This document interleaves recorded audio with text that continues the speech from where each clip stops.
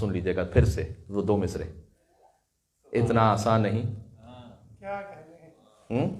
ہے میرے ساتھ آپ، مثل ختیجہ ہونا شرط ہے اس کے لیے مادر زہرا ہونا۔ ساری ازواج کو ایک ردیف میں نہ شامل کرو۔ سورہ تحریم سے سمجھ میں آ گئی بات؟ یہ ہے بی بی خدیجہ سلام اللہ علیہ۔ اب باتیں بہت کچھ ہیں جو اس میں بیان ہو سکتا ہے، پھر کبھی سے انشاءاللہ۔ تو بہرحال صدر اسلام کے ٹکڑے توڑ لینے والے اور دولت لے لے کر غنی اور مالدار بن جانے والے کچھ اور تھے، اور پوری امت کو اپنے ٹکڑوں پر پالنے والی فاطمہ زہرا کی ماں خدیجہ الکبریٰ کچھ اور ہے نا۔ جس نے جان گرامی، میں شب جمعہ بھی ہے، چند جملے مصائب عرض کرنا چاہوں گا۔ آج گویا بی بی فاطمہ کی یتیمی کی رات ہے۔ بی بی سکینہ کی یتیمی تو ہم سنتے ہیں مجالس میں، لیکن فاطمہ جب یتیم ہوئی گویا، یا میں اصطلاح میں یتیم نہیں کہہ رہا، عام عرف میں یتیم کہہ رہا ہوں، لفظ یتیم۔ تو جب بی بی کا سایہ، بی بی کی ماں کا سایہ ان کے سر سے اٹھ گیا، 10 بعثت کی باتیں، یعنی اعلان نبوت کو بھی 10 سال ہوئے تھے۔ ابھی تو میں نے وہ خطبہ ہی نہیں پڑھا جو حضرت ابو طالب نے خطبہ نکاح پڑھا تھا رسول اللہ اور بی بی خدیجہ کا، وہ یہاں کی رات 1:30 بجے آن لائن جو خطاب ہوتا ہے اس میں انشاءاللہ سناؤں گا، پاکستان کے وقت کے مطابق 8:30 بجے رات، تو اس میں وہ خطبہ سنا دوں گا۔ لیکن بہرحال میں یہ عرض کرنا چاہتا ہوں کہ 10ویں بعثت تھی کہ بی بی نے پردہ فرمایا، اور جب دنیا سے رخصت ہوئی تو روایت ملتی ہے کہ جب حضور دفن کر کے پہنچے، یعنی بی بی خدیجہ سلام اللہ علیہا، ابھی قبلہ مولانا صاحب روایت پڑھ رہے تھے، مجھے بھی پڑھنا تھی، لیکن میں اس روایت کا ایک حصہ فقط اشارہ کر کے آپ کو مصائب تک لے آؤں کہ جب حضور پر لوگ پتھر مارتے تھے تو بی بی خدیجہ سلام اللہ علیہا آگے کھڑی ہوتی تھی۔ اپنے جسم نازنین پر وہ کتنے پتھر لیے بی بی نے، میں کہتا ہوں کاش کوئی کربلا میں بھی ہوتا۔ ابا عبداللہ حسین شب جمعہ اپنے آپ کو جوڑ کے رکھیں کربلا مولا، ابا عبداللہ حسین فرقۃ بالرما و فرقۃ بالحجر و فرقۃ بالسیف، کسی کے ہاتھ میں تیر تھا، کسی کے ہاتھ میں تلوار، کسی کے ہاتھ میں نیزہ، اور ایک اکیلی فاطمہ کی بیٹی بی بی زینب سلام اللہ علیہا تھی کہ جو تلہ زینبیہ سے دیکھ رہی تھی اور فریاد کرتی تھی، اما فیکم مسلم، کیا تم میں کوئی ایک مسلمان نہیں بچا کہ جو حسین کو آ کر بچا سکے؟ اللہ اکبر۔ اور بی بی خدیجہ جب اب بچاتے بچاتے حضور کو گھر لے آئی، وہ جب حضور پر پتھر پھینک رہے تھے نا لوگ، تو جب گھر میں داخل ہوئی تو لوگ گھر کے اندر گھسنا چاہتے تھے، تو اس وقت بی بی خدیجہ نے کہا کہ کیا تم اتنے بے حیا ہو گئے ہو کہ ایک خاتون اس کے گھر میں گھس کر اس پر ہاتھ اٹھاؤ گے اور اس پر پتھر پھینکو گے؟ اور انہیں اتنی شرم اور غیرت آ گئی کہ وہ واپس چلے گئے۔ میں قربان ہو جاؤں بی بی خدیجہ سلام اللہ علیہا، پرسہ پیش کرتا ہوں، اے بی بی آپ کی شہادت کی شب میں پرسہ پیش کرتا ہوں، آپ کی بچی فاطمہ زہرا سلام اللہ علیہا کا، کاش کوئی فاطمہ کی، کاش کوئی سیدہ کی فریاد بھی سن لیتا۔ ارے اس گھر میں حسن اور حسین بھی موجود ہیں، کیا تم اس گھر کو جلا دو گے؟ اور ظالمین آئے، 40 بدماش سیدہ کے گھر میں گھس گئے تھے۔ میخیں سیدہ کے جسم اتھر میں پیوست ہو گئی تھی۔ اللہ اکبر، اللہ اکبر۔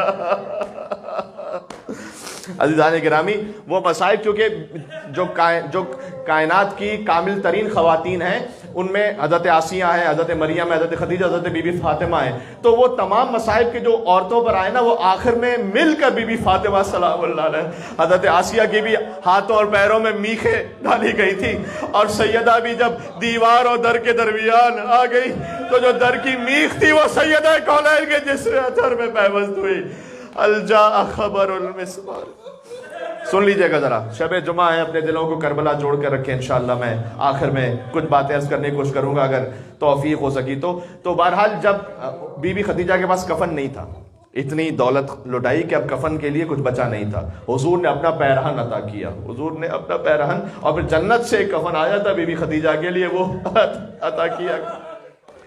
بس اہل بیت میں سنت یہ رہی کہ جب کفن نہ ہو تو جنت سے کفن آ جاتا ہے، لیکن لا یوم کا یوم کا یا ابا عبداللہ، اے ابا عبداللہ الحسین، جیسے آپ کی مصیبت کا دن تھا ویسے کسی کی مصیبت کا دن نہیں تھا۔ اگر اہل بیت میں کسی کو کفن نہ ملے تو بہرحال اللہ سبحانہ و تعالیٰ کی جانب سے کفن آئے گا۔ سلام اس مظلوم حسین پر جو بے گور و کفن 3 دن تک کربلا کے بیابان میں تھا۔ کوئی حسین کا لاشا اٹھانے والا بھی۔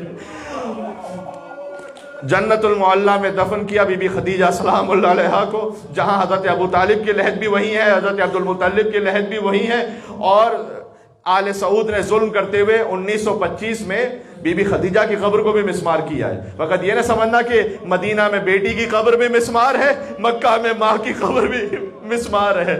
جیسے جنت البقیع کے مزارات کو مسمار کیا ان ظالموں نے، جنت المعلیٰ کے مزارات کو بھی مسمار کیا 1925 میں ظالموں نے، اور وہاں بی بی کی قبر مسمار ہے۔ وہاں کسی کو جانے کی قریب اجازت نہیں ہے، کسی کو زیارت پڑھنے کی بہرحال اجازت نہیں ہے۔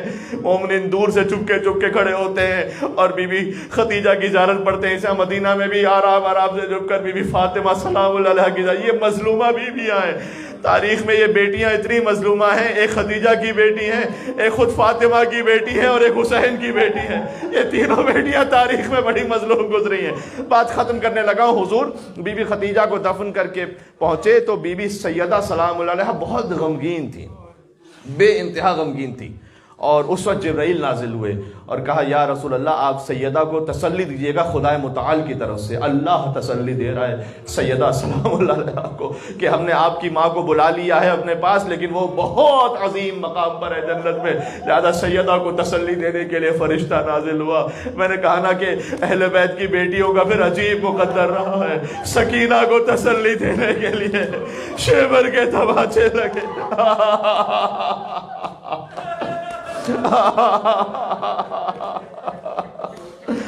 عزیزوں یہ خدیجہ سلام اللہ علیہا کے مصائب میں نے کچھ دیکھے کتابوں میں، لیکن ایک روایت اور جوڑ کے پڑھ رہا ہوں اور جو بی بی خدیجہ سے متعلق ہے، آپ کی صدائیں مزید بلند ہو جائیں گی۔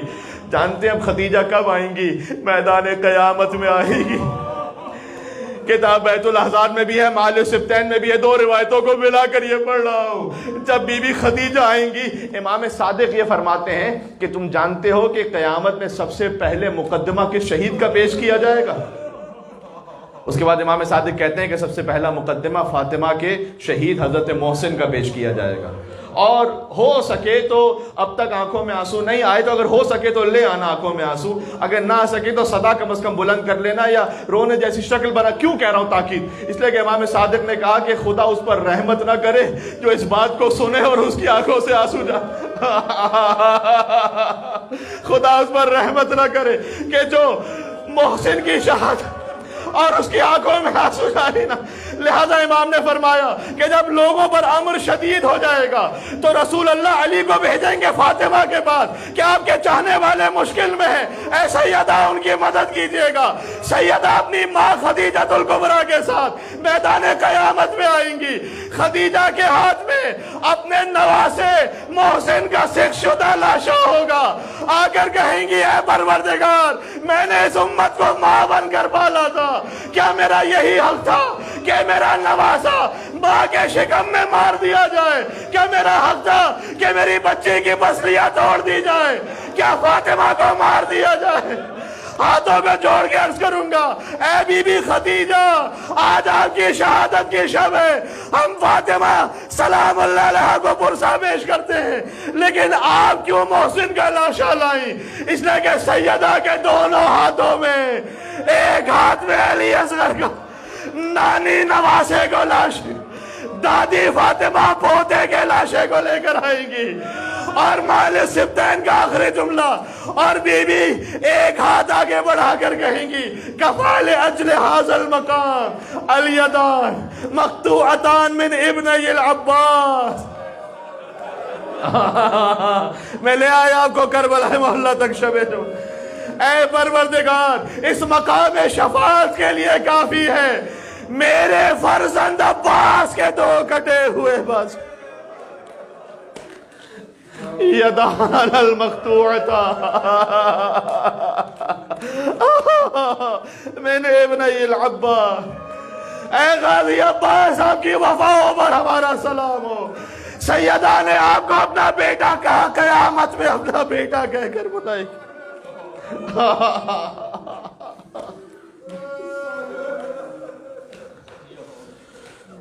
یا فاطمۃ الزہراء یا بنت محمد، سیدہ کی ماں گزر گئی ہے آج کی شب۔ اگر بی بی فاطمہ کو یعنی بیٹی کو ماں کا وسیلہ پیش کیا جائے، یہاں کچھ مومنین ہیں جن کے والدین گزر چکے ہیں، جن کے حیات اللہ تعالیٰ سلامت رکھے، بہت سخت ہوتا ہے، ماں کا دنیا سے گزر جانا سب سے سخت مرحلہ ہوتا ہے، اور بالخصوص ان کے لیے کہ جو پردیس میں ماں کے جانے کی خبر ان کے لیے ان کے لیے سب سے سخت ہوتا ہے۔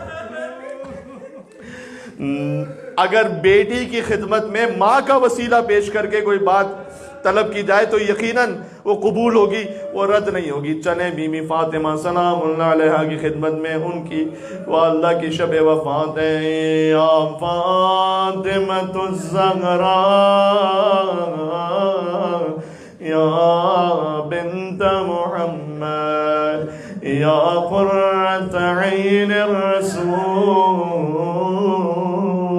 یا سیدتنا و مولاتنا، انا توجہنا واستشفعنا وتوسلنا بک الی اللہ وقدمناک بین یدی حاجاتنا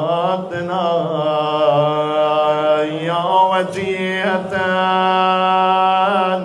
عند ماشاءاللہ اتنے مومنین، اشفعی لنا، دونوں کا مزار مسمار ہے، ماں کبھی بیٹی کبھی مل کے گئے۔ یا وجیہة عند اللہ